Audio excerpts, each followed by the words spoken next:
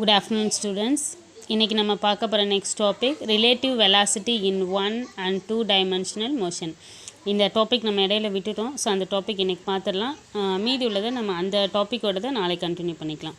So பாருங்கள் என்ன சொல்லியிருக்காங்கன்னா ரெண்டு ஆப்ஜெக்ட் எடுத்துக்கிறோம். ஸோ ஏ அண்ட் பி அப்படின்னு சொல்லிட்டு ரெண்டுமே டிஃப்ரெண்ட் வெலாசிட்டியில் மூவ் ஆகும். velocity of one object A with respect to the another object B. அதாவது ஒரு ஆப்ஜெக்ட் மூவ் ஆகிறத பொறுத்து தான் another object மூவ் ஆகும். இதை தான் நம்ம ரிலேட்டிவ் வெலாசிட்டின்னு சொல்கிறோம். So object A with respect to object B.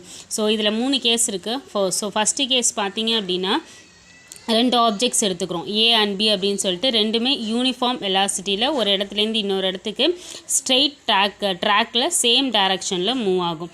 So கிரவுண்டை பொறுத்து. ஸோ இதை நம்ம எப்படி கால்குலேட் பண்ணலாம்? Relative velocity of object A with respect to object B. So A பிங்கிறத பொறுத்து தான் ஏங்கிறது இருக்குது. ஸோ அப்போது V of AB is equal to V of A vector minus V of B vector. So ரெண்டுக்கும் உள்ள ரிலேட்டிவ் வெலாசிட்டியை நம்ம இப்படி தான் கண்டுபிடிக்க முடியும். அதே அடுத்தது பார்த்தீங்க அப்படின்னா ஆப்ஜெக்ட் பியோடது கண்டுபிடிக்கணும் அப்படின்னா V of BA vector is equal to V of B minus V of A. So ரெண்டு ஆப்ஜெக்டும் சேம் டைரக்ஷனில் மூவ் ஆகுது. அதே மாதிரி அதோட ரிலேட்டிவ் மோஷன் பார்த்தீங்க அப்படின்னா மேக்னிடியூடை பொறுத்த வரைக்கும் ஈக்குவலாக இருக்கும். Different in magnitude of two velocities. ரெண்டு வெலாசிட்டிஸோட மேக்னிடியூட் வந்துட்டு டிஃப்ரெண்ட்டாக தான் இருக்கும். பட் ஆனால் ஒன்றோட ஒன்று ரிலேட்டிவ் மோஷனில் தான் இருக்கும் அப்படிங்கிறோம். ஸோ நெக்ஸ்ட் ஒன் பாருங்கள். ஸோ நெக்ஸ்ட் கேஸ் பார்த்தீங்க அப்படின்னா கேஸ் 2. ரெண்டு ஆப்ஜெக்ட் எடுத்துக்கிறோம் ஏ அண்ட் பின்னு சொல்லிட்டு. ஸோ ரெண்டு யூனிஃபார்ம் வெலாசிட்டியில் மூவ் ஆகுது. Straight track but opposite in direction. So அப்போ எப்படி நடக்குது?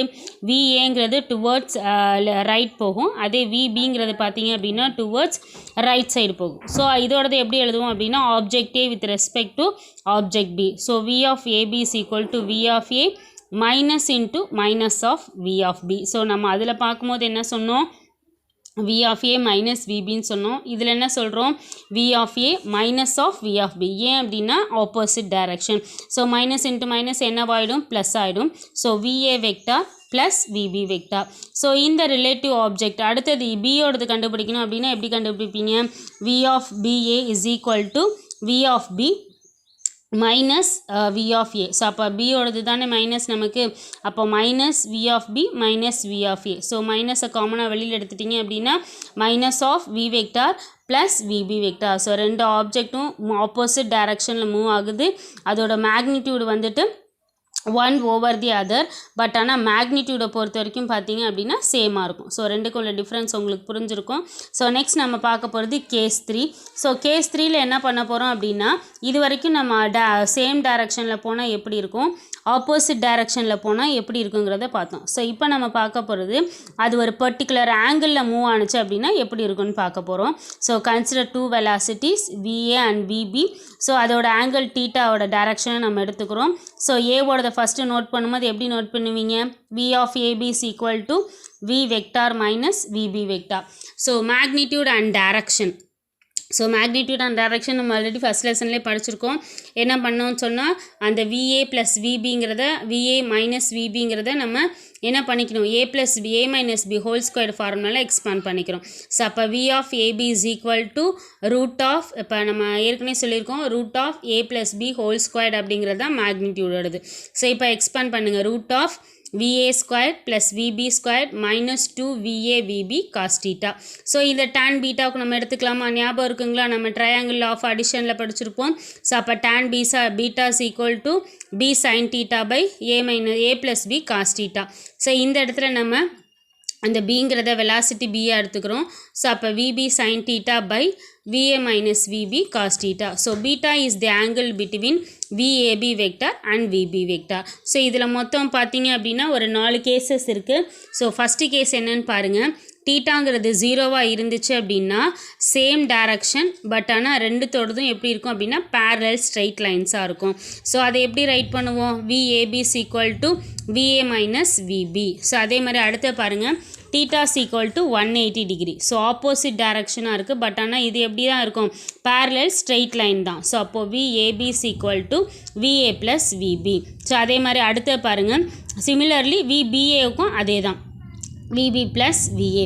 ஸோ அடுத்த கேஸ் பார்த்தீங்க அப்படின்னா ரெண்டு பாடிஸும் ரைட் ஆங்கிளாக இருக்குது, தட் இஸ் 90 டிகிரியாக இருக்குது. ஸோ 90 டிகிரியாக இருந்துச்சு அப்படின்னா என்ன பண்ணுவோம், மேக்னிடியூட் பண்ணுவோம் இல்லையா. ஸோ அப்போ √VA² ப்ளஸ் VB². ஸோ அடுத்த கேஸ் பார்த்தீங்க அப்படின்னா ஒரு பர்சன் வந்துட்டு ஹரிசாண்டலாக நிற்கிறாங்க. ஸோ அந்த ஹரிசாண்டலாக நிற்கும் போது அதோட வெலாசிட்டி விஎம்னு எடுத்துக்கிறோம்.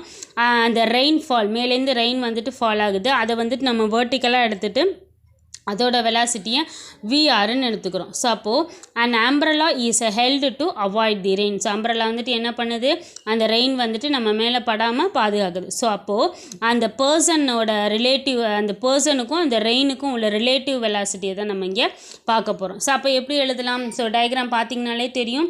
ஸோ விஆர் அப்படிங்கிறது மேலேருந்து கீழே வருது, விஎம் அப்படிங்கிறது மேன் ஹரிசாண்டலாக இருக்குது டுவர்ட்ஸ் த சேம் டைரக்ஷன், அந்த மூவிங் ஆஃப் மேன் டைரக்ஷனில் தான் உங்களோட பர்சன் ஹரிசாண்டலாக இருக்கிறதும் இருக்கும். ஸோ இதை எப்படி நம்ம ரைட் பண்ணுறோம் ஈக்குவேஷனாக, V of RM is equal to V of R minus V of M. So magnitude எப்படி எழுதுவீங்க, V of RM is equal to √VR² plus VM².